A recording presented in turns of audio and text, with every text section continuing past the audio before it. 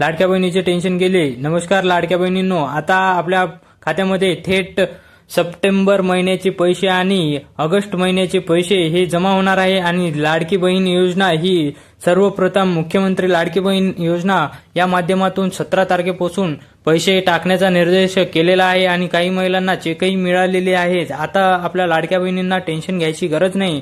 आता KYC करून लगेच थेट आपल्या दिवाळीचे बोनस आपल्या खात्यामध्ये जमा करून घ्यावे आणि आपले लाडके बंधू म्हणजेच की एकनाथ शिंदे साहेब, आपले देवेंद्र फडणवीस आणि अजितदादा पवार हे लाडक्या बहिणींना आपले जवळचे मानून आता लाडक्या बहिणींना 3000 रुपये, कोणाला 1500 रुपये, कोणाला 4000 रुपये असे पैसे मिळत आहेत। आणि लाडक्या बहिणीच्या विषयात अजितदादा पवार यांनी कठोर पाऊल उचललेलं आहे आणि 4500 रुपये आपल्या लाडक्या बहिणीच्या खात्यामध्ये जमा होणार आहेत आणि काही लाडक्या बहिणीच्या खात्यामध्ये 1500 रुपये जमा होणार आहेत।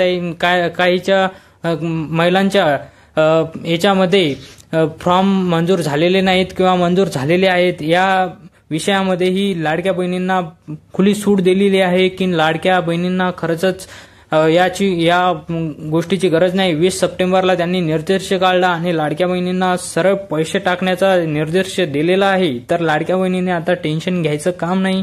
आता थेट आपल्या खात्यामध्ये पैसे जमा होणार आणि लाडकी बहीण खरंच खुश होणार। आता लाडक्या बहिणींना एक क्वेश्चन आलेला असेल की KYC करणे गरजेचं आहे किंवा नाही। KYC करणं गरजेचं आहे। 26 सप्टेंबर पासून 25, 27 पर्यंत त्याची मुदत दिलेली होती, परंतु आता अजून त्याला मुदत दिलेली आहे। आता लाडक्या बहिणींनी टेन्शन घ्यायची गरज नाही आणि लाडक्या बहिणींना खरंच आता KYC करून आपल्या खात्यामध्ये लवकरात लवकर पैसे जमा होतील आणि KYC करणे गरजेचं आहे। तर आपल्या कमेंट बॉक्समध्ये आपलं प्रश्न